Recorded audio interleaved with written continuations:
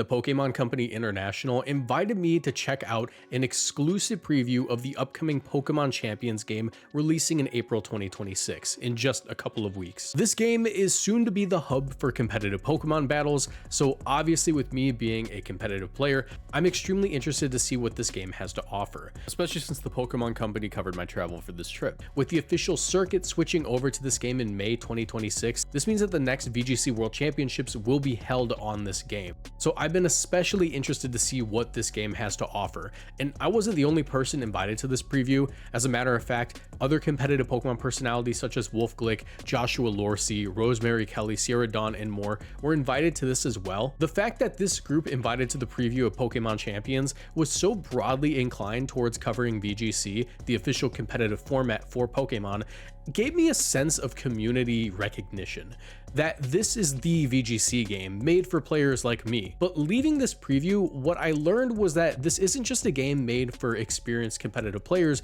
but players who want to learn more about competitive Pokemon battling. While I wasn't able to capture my own footage of this preview experience directly, the Pokémon Company International provided us with footage of Pokémon Champions to help me show you what I experienced in my preview. We walked into the preview area and were informed that we'd be playing a few tutorials before recruiting Pokemon for our teams and training those Pokemon and battling the person across from us. I happen to be sat across from Rosemary Kelly, a Pokemon VGC commentator. The tutorials for the game go much further in depth than a standard Pokemon tutorial that you might be used to.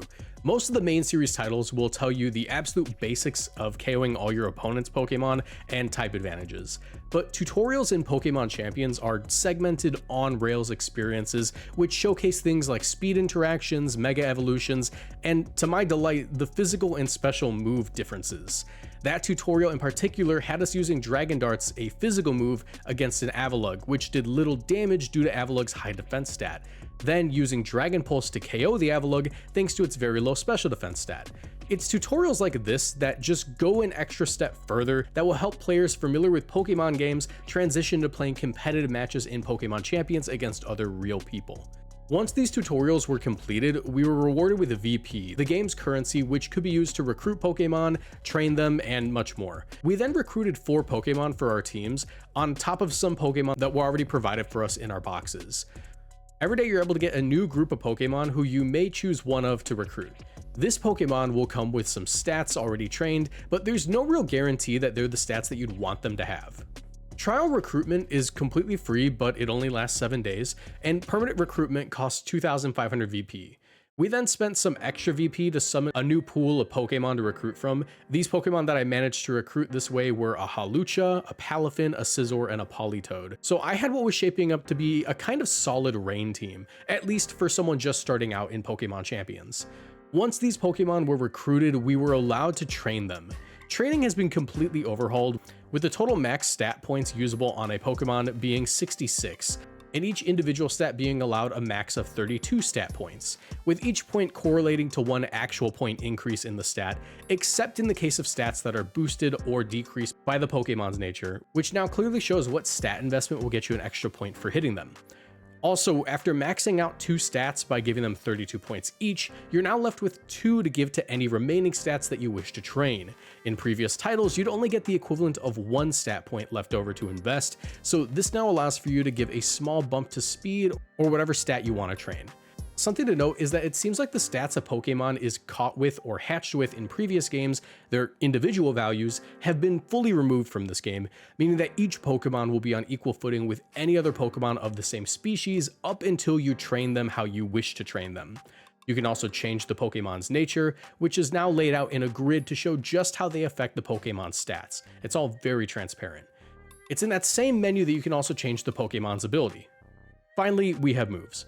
Pokemon now have all available moves shown in the training menu. One of the most interesting changes made to moves that I was able to infer from training my Pokemon is that it seems like PP ups are gone.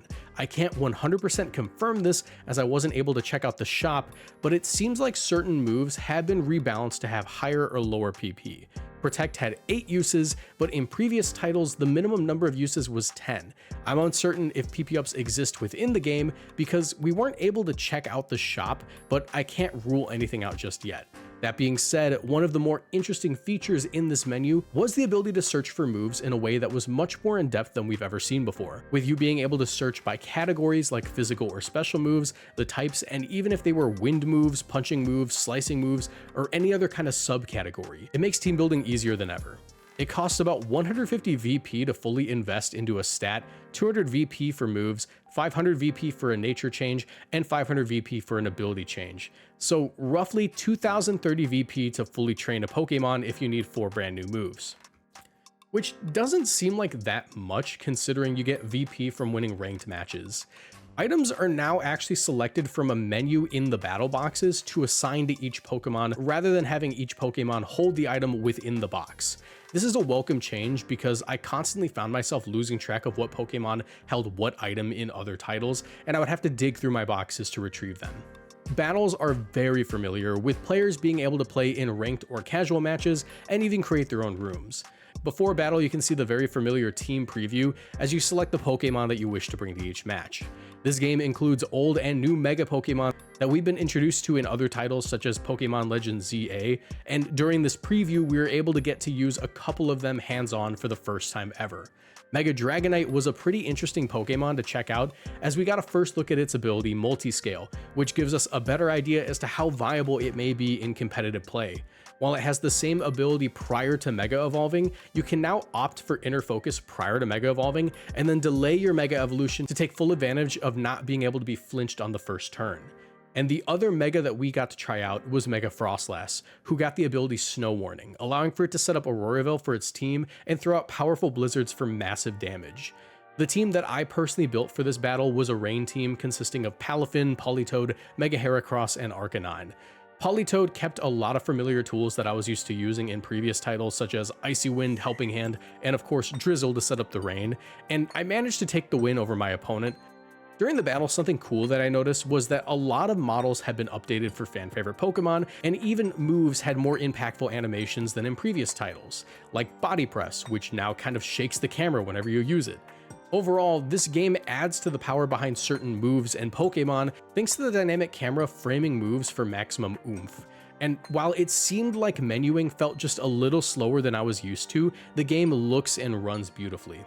After the battle, we were given an opportunity to ask questions to the game's director, Masaki Hoshino. The questions that we asked were mostly to do with the game's mission, which was to bring Pokemon battles to their own dedicated platform, while making the barrier of entry to team building just a lot lower, which I would say they accomplished from what I saw.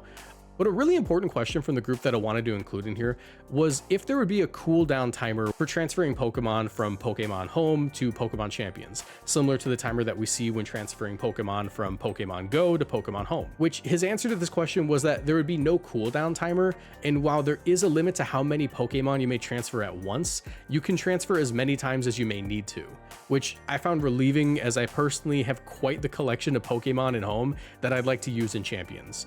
My overall impression of Pokémon Champions was that it's a huge step forward for the franchise to give competitive battling its own dedicated game, and the changes made to Champions leave me hopeful that the competitive scene can grow even more, with this game releasing not only on Nintendo Switch and Nintendo Switch 2, but mobile. I can't wait to get my hands on the game when it fully releases on April 8th and cover even more of that for you on this channel. Thanks to the Pokémon Company International and Nintendo of America for this opportunity. I'd like to hear what you all think in the comment section below about what we've seen from Pokémon Champions so far. But for now, thank you for watching, and I'll see you all in the next video. Bye.